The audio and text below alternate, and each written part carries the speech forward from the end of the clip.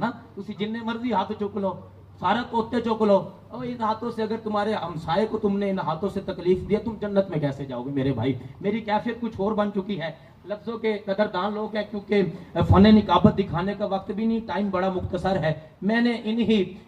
اشعار کا میں نے منتخب آسرا سہارا لیا ہے اور انہی اشعار کو گفتگو کی مساقی بنا رہا ہوں اسٹیج کے اوپر جتنے اب آپ بیٹھے ہیں لفظوں کے قدردان ہیں لفظوں کو سمجھنے والے ہیں ادھر ہی بس اسی انداز سے یہ میرے 6 جملے سنیے گا اور آج کی بزم کے پہلے مہمان ثنا خان کو آپ کی سماعتوں کے حوالے کرنے لگا ہوں میں نے کہا اب تو لازم ہے کہ سرکار کو خط لکھا جائے